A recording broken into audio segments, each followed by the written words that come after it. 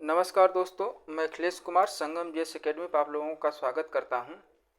हम लोग आज जो वैकेंसी की एक बार हम लोग इस पर थोड़ा सा चर्चा किए हुए थे, यूपी ईसीसी एजुकेटर की। उसके बारे में आज हम लोग फुल जानकारी हासिल करेंगे। इसमें अब देखेंगे कि आवेदन मतलब कि कब तक भरा जाएगा, उसकी डेट मतलब अब बढ़ाई जाएगी कि नहीं बढ़ाई जाएगी, इसकी योग्यता क्या है, क्या क्या डॉक्यूमेंट्स लगेंगे, कौन कौन से आपकी डिग्री होनी चाहिए, उसका वेतनमान कितना है, और इस चयन मतलब कि इस जो भर्ती की जो है प्रक्रिया, चयन प्रक्रिया कैसे होने वाली है। ठीक है, तो इसको हम लोग थोड़ा सा जान लेते हैं। तो आगे बढ़ने से पहले अगर आप लोग चैनल पर नए हैं तो चैनल को सब्सक्राइब कर लीजिए, वीडियो को ज़्यादा से ज़्यादा शेयर करिए। सब्सक्राइब करने से हो जाएगा कि हमारी जो भी अगली वीडियो आया करेगी आप लोगों तक आसानी से पहुंच जाएगी। ठीक है, तो ये इस बारे में हम लोग देखते हैं। जैसे यूपी ईसीसी एजुकेटर, अगर ईसीसी ई का अगर हम लोग देखेंगे फुल फॉर्म अगर देखा जाए तो yearly childhood care and education इसका है पूरा नाम। और इसको अगर हिंदी में देख लिया जाएगा तो प्रारंभिक बाल्यावस्था देखभाल एवं शिक्षा। तो इस भर्ती को लाने का जो मेन उद्देश्य है, जो श्री पीएम श्री के नाम से जो योजना चलाई गई थी, मतलब कि स्कूल जो खोले गए थे उस योजना के अंतर्गत, उसमें आंगनबाड़ी केंद्रों में मतलब कि ऐसे शिक्षकों की भर्ती करना है जो बच्चों को 3 से 6 साल तक के बच्चों को पढ़ाने का कार्य करें। उनको अंक ज्ञान हो गया, रंग ज्ञान हो गया, पेड़ पौधों का ज्ञान होगा, जानवरों का ज्ञान हो गया, इसके बारे में उसमें आपको जानकारी दी जाएगी। ठीक है, तो इसमें अगर हम लोग देखा जाए तो एक तरह से मतलब कि जो प्राइमरी में जो बच्चा जाता है, कक्षा 1 में जाता है 6 वर्ष की उम्र में, तो उसको मतलब कि इतना तैयार किया जाए कि उसको जाके आगे पढ़ाने में लोगों को दिक्कत न महसूस हो। ठीक है, तो इसमें हम लोग क्या देखेंगे, जैसे बाल वाटिका शुरू किया गया, ये बाल वाटिका के अंदर वैकेंसी को भरी जाएगी। अगर हम लोग कुल वैकेंसी की बात कर लेते हैं, अगर कुल वैकेंसी की हम लोग बात कर लें यहाँ पर, तो हमारा मतलब कि अगर वैकेंसी देखा जाए यहाँ पर तो कुल टोटल कितने 10,684 टोटल कितना हो जाता है, 10,684 वैकेंसी है। तो आइए इसको हम लोग नोटिफिकेशन के माध्यम से देखते हैं, मतलब इसमें और क्या क्या विशेषताएं। तो आइए दोस्तों हम लोग देखते हैं ये जो वैकेंसी जो आपको दी गई थी, महानिदेशक स्कूल शिक्षा एवं राज्य परियोजना निदेशालय, ठीक है, निदेशक कार्यालय, ये मतलब आपके लखनऊ से आपका जारी किया गया। मुख्यमंत्री जो योगी आदित्यनाथ जी हैं इस पर बहुत जोर दे रहे हैं। तो इसमें अगर हम लोग देखते हैं तो इसमें क्या है, जो अगर किसके लिए है तो प्री प्राइमरी मतलब कि क्या हो जाएगा, प्री प्राइमरी के लिए दिया गया है। तो इसमें अगर देखा जाए जो आपको ईसीसी का जो संख्या दी गई है 4834/2024-25 के लिए भरेगा। इसका जो आया था अगस्त में आपका इसका जो नोटिफिकेशन आया हुआ था। ठीक है, तो इसमें अगर हम लोग और आगे बढ़ते हैं, देखते हैं तो इसका विषय क्या है। तो समग्र शिक्षा एवं पीएम श्री के अंतर्गत प्री प्राइमरी के आवर्तक मद में मानव संसाधन ईसीसी एजुकेटर हेतु प्रोजेक्ट अप्रूवल बोर्ड शिक्षा मंत्रालय भारत सरकार द्वारा वर्ष 2024-25 में स्वीकृत धनराशि से 10,684। तो आपको यहाँ पर क्या ध्यान रखना है, 10,684। ठीक है, मानव संसाधन ईसीसी एजुकेटर को लोकेट आंगनबाड़ी केंद्रों में उपलब्ध कराए जाने के संबंध में है।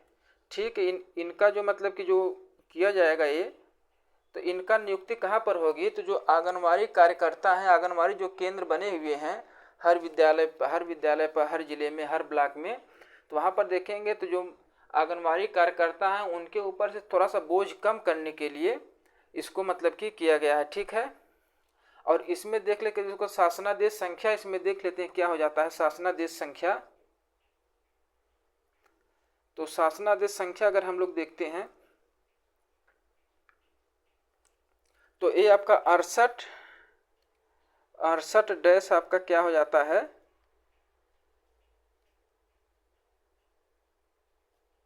शासनादेश संख्या आपका हो जाता है 68-5099/178/2024। ये शासनादेश आपको जारी किया बेसिक शिक्षा अधिकार शिक्षा से। ठीक है, तो इस संदर्भ में देखा जाए तो 10,684 विद्यालयों का चयन किया गया। ठीक, इस पर आगे देखते हैं तो उक्त क्रम में इसमें अगर हम लोग देखते हैं तो प्रदेश में 75 जनपदों में, कहाँ पर, प्रदेश के मतलब कि 75 जनपदों में आपको यहाँ पर हम लोग देखते हैं कि 10,684 विद्यालयों के परिसर में अवस्थित आंगनवाड़ी केंद्रों में ईसीसी एजुकेटर मतलब संविदा पर रखे जाएंगे आउटसोर्सिंग के माध्यम से। मेन इसमें बात करने करके ये संविदा पर वैकेंसी है और आउटसोर्सिंग के माध्यम से इसमें रखा जाएगा। तब इसके हम लोग थोड़ा मानदेय की बात करें तो पद का नाम क्या हो जाता है आपका ईसीसी एजुकेटर। पद का नाम आपका हो जाएगा ईसीसी एजुकेटर। पद का नाम क्या हो जाएगा ईसीसी एजुकेटर, ठीक है। और इसमें देखेंगे पद कितने हो जाएगा तो 10,684 पद आपके हो जाते हैं। और कितने जिलों में इसको आवंटित किया जाएगा तो जिले आपके मतलब कि 75 जनपद में, ठीक है। 75 जनपदों में इस वैकेंसी को किया जाएगा आंगनवाड़ी केंद्रों में, ठीक। और नियुक्ति का प्रकार कैसा तो संविदा आधारित है आपकी वैकेंसी क्या हो जाएगी, ये संविदा आधारित वैकेंसी है। और इसकी संविदा कितने टाइम के लिए रहेगा 11 माह के लिए, बाद में इसको बढ़ाया भी जा सकता है, ठीक है। कितने माह के लिए तो 11 माह के लिए है, बाद में इसको बढ़ाया भी जा सकता है, ठीक है। अगर ये मानदेय पर है तो इसमें अगर हम लोग देखेंगे तो टोटल पैसा आपको पर महीने कितना मिल जाएगा तो 10,313 रुपये आप लोगों को इसमें आपका जो वेतन है वो मिलेगा। इसमें पीएफ और ईएसआई सहित मतलब सब इसमें शामिल हो जाते हैं, ठीक है। आइए नेक्स्ट हम लोग देखते हैं इसमें शैक्षणिक योग्यता। शैक्षणिक योग्यता की इसमें ध्यान देने की बात है, क्योंकि इसमें अगर देखा जाए तो लोग बच्चे काफ़ी परेशान हैं मतलब किन कौन कौन लोग शामिल होंगे। तो इसमें जो योग्यता दी गई है तो इसमें देखते हैं, पहला हम लोग क्या देख लेते हैं। तो इसमें पहले में आपका हो जाता है कि विधि द्वारा स्थापित यूजीसी से मान्यता प्राप्त क्या हो जाता है यूजीसी से मान्यता प्राप्त विश्वविद्यालय से स्नातक परीक्षा में क्या होगा मुख्य जो क्या हो गया मुख्य गृह विज्ञान विषय आपका होना चाहिए, ठीक है। गृह विज्ञान में और न्यूनतम 50% आपका उसमें जो पूर्णांक है आपको आना चाहिए। जो जितना पूर्णांक है उसका 50% प्राप्तांक होना चाहिए। मान लीजिए अगर 100 नंबर का पेपर है तो 50 नंबर आपको वहाँ पर होना जरूरी है, ठीक है। और इसमें देखेंगे तो आरक्षित वर्गों के बच्चों की इसमें छूट आपको दी जाएगी। जैसे छूट में अगर हम लोग देखते हैं जैसे ओबीसी को देखा जाएगा, एसटी को देखा जाएगा और एससी को देखा जाएगा। अब इसमें और क्या शामिल हो जाएगा ईडब्ल्यूएस भी इसमें मतलब कि इनके मतलब कि छूट दी जाएगी। जो न्यूनतम 50% है 5% यानी 45% इन लोगों का ग्रेजुएशन होना चाहिए, ठीक है। तो इसमें और देखते हैं और मान लीजिए जिसका गृह विज्ञान नहीं है क्या वही केवल गृह विज्ञान के बच्चे शामिल हो सकते हैं, जिनका गृह विज्ञान नहीं हो उनको शामिल नहीं किया जा सकता है। तो ऐसा नहीं है। तो इसमें अगर हम लोग देखेंगे तो जो नर्सरी अध्यापक शिक्षा के हैं, नर्सरी अध्यापक डिप्लोमा, इसमें 2 वर्ष का डिप्लोमा चाहेगा। कौन कौन सा डिप्लोमा चाहिए आपको, एक तो नर्सरी अध्यापक शिक्षा का होना चाहिए, ठीक है। तो टीचर ट्रेनिंग मतलब कि और एनटीटी का जो हो जाता है आपका, तो एनटीटी वाले भी आपको रहेंगे जिनके 2 साल की ट्रेनिंग है, एनटीटी वाले भी इसमें शामिल हो जाएंगे। तो एनटीटी का अगर फुल फॉर्म में देख लिया जाए तो जो नर्सरी टीचिंग ट्रेनिंग का एक डिप्लोमा होता है, ये भी डिग्री डिप्लोमा जिनके पास है वो भी ये फॉर्म भर सकते हैं। और इसमें नर्सरी अध्यापक वाले जो हैं शिक्षा वाले वो भी भर सकते हैं, ठीक है। और सिटी नर्सरी वाले भी भर सकते हैं। ये कौन होते भाई, ये भी एक आप तरह से डिप्लोमा है। तो इसमें देखा certificate of teaching in nursery के नाम से इसका सर्टिफिकेट दिया जाता है यानी डिप्लोमा दिया जाता है। और इसमें आपका क्या हो जाएगा डीपीएससी का हम लोग देखेंगे इसमें। तो जिनके पास diploma in preschool education कम से कम 2 वर्ष के उसका डिप्लोमा होना चाहिए या समकक्ष योग्यता जो राष्ट्रीय अध्यापक शिक्षा परिषद से मान्य हो, ठीक है। इतना आप लोगों को यहाँ पर चाहिए। जो डॉक्यूमेंट्स आपको हैं ये डॉक्यूमेंट्स आप लोगों को यहाँ पर चाहिए, ठीक है। अब इसमें मतलब जैसे कौन कौन आवेदन कर सकते हैं, तो मेन तो आपको ये भी जानना है। तो आवेदन कौन कौन कर सकते हैं, तो जिनकी आयु 1 जुलाई 2024 को कितना वर्ष हो जाए 40 वर्ष है वही इसमें आवेदन कर सकते हैं। 40 से पार आपकी आयु नहीं होनी चाहिए, ठीक है। 40 वर्ष से अधिक आपकी आयु नहीं होनी चाहिए, ठीक। तो इसमें मतलब जो कार्य का जो दायित्व दिया जाएगा इन लोगों को, तभी हम लोग इस पर चर्चा किए थे। 3 से 6 वर्ष के बच्चों को औपचारिक शिक्षा हेतु तैयार करना है और 3 से 6 वर्ष के बच्चों के भौतिक मानसिक सामाजिक संवेगात्मक एवं अकादमिक विकास हेतु वातावरण सृजन एवं आंगनवाड़ी कार्यकर्त्री को उक्त की संप्राप्ति में सहयोग प्रदान करना है, जिनकी नियुक्ति की जाएगी। 5 से 6 वर्ष के बच्चों पर विशेष ध्यान देते हुए निपुण भारत मिशन के अंतर्गत निर्धारित अधिगम स्तर की संप्राप्ति को सुनिश्चित किया जाएगा, ठीक है। ये भी आपका हो जाएगा यहाँ पर। यही सब है। अब जैसे बच्चों के संज्ञानात्मक विषय को रंग, आकार, ध्वनि, वस्तु, वातावरण यथा पेड़ पौधे, पक्षी, जानवर आदि से संबंधित गतिविधियों का इसमें प्रयोग करना होगा। ठीक है, यही सब आपको इसमें है। गुणवत्तापरक शिक्षा मतलब छोटे बच्चों को इसे सिखाने के लिए हो जाएगा। अब इसमें देखते हैं मतलब कि इसका मतलब जो प्रोसेस कैसे चलेगा। तो इसमें प्रत्येक जिला पर आपको एक जिलाधिकारी की अध्यक्षता में एक समिति की गठित की जाएगी। तो इसमें हमको 2 लोगों को देखना है, जिसमें समिति के अध्यक्ष कौन हो जाएंगे।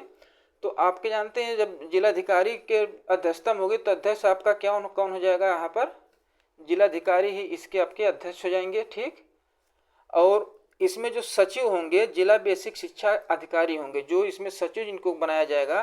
तो जिला बेसिक शिक्षा के जो अधिकारी होंगे वो सचिव का कार्य करेंगे। अब इसको कहा गया तो इसको 30 सितंबर तक की वैकेंसी को पूरा कराने की बात की गई थी, लेकिन जो पोर्टल है जिस पर लिंक आया था, तो जैसे समायोजन पोर्टल पाया हुआ था, तो उस पर लिंक मतलब कि खुल नहीं रहा था, यानी कि सर्वर में प्रॉब्लम आ गई, जिसके वजह से 30 तारीख तक डेट दिया गया था। मान लीजिए आज आपकी 30 तारीख है, अभी नहीं चल रहा है, तो इससे तो अब संभव हो गया है कि इसकी डेट बढ़ाई जाएगी। ठीक और जहाँ तक मतलब कि जैसे शिक्षा विभाग की तरफ से जो जानकारी मिल रही है, ये अक्टूबर के दूसरे वीक से मतलब कि ये आपका साइट सही हो जाएगी और इसके आवेदन शुरू हो सकते हैं। ठीक है, पूरी अभी कन्फर्म जानकारी, क्योंकि इसके बारे में कोई नोटिफिकेशन अभी जारी नहीं किया गया है। ठीक है, तो ये चीज़ आप लोगों के लिए थी। और इसमें कुछ और हम लोग देख लेते हैं। अब जैसे इसका मतलब कि चयन प्रक्रिया कैसे होगा, तो इसका चयन किस प्रकार से किया जाएगा। तो इसमें आप लोगों का जो हाई स्कूल आपका रहेगा, इंटर रहेगा और ग्रेजुएशन, तो इन सब का अगर हम लोग देखेंगे तो मेरिट जुड़ेगी। देखिए यहाँ पर है नियुक्ति प्रक्रिया में, आप लोग देख लेते हैं तो इसमें क्या क्या कहा गया है। तो यहाँ पर जो है सेवा प्रदाता द्वारा उपलब्ध कराई गई अभ्यर्थी की सूची मेरिट के आधार पर उक्त समिति द्वारा तैयार की जाएगी। ठीक है, तो कैसे की जाएगी, इसका ये मेरिट द्वारा किया जाएगा। ठीक है, तो इसका चयन किस प्रकार सूची बनेगी, तो मेरिट के आधार पर बनेगी। ठीक, और इस मेरिट में कौन कौन आएंगे, जैसे हाई स्कूल का आपका हो गया अंक पत्र, इंटर का हो गया, स्नातक का हो गया। ठीक, या जो डिप्लोमा आप लोग किए हुए हैं, जो डिप्लोमा आपके पास उसका है, तो इनके जो मतलब कि जो प्राप्तांक जो नंबर आपको मिल जाएंगे, उनके योग का औसत निकाला जाएगा। मान लीजिए कि अगर कोई बच्चा 70 नंबर पा रहा है, जैसे इसमें हम लोग देख लेते हैं। जैसे हाई स्कूल में एक लोगों का 70 है, इंटर में आपका 80 हो गया, और ग्रेजुएशन में या डिप्लोमा में आपका जो हो गया उसमें भी आपका मतलब कि 80 हो गया। ठीक, तो इन तीनों को जोड़ देना, 8 8 16। तनी आवाज मत करो।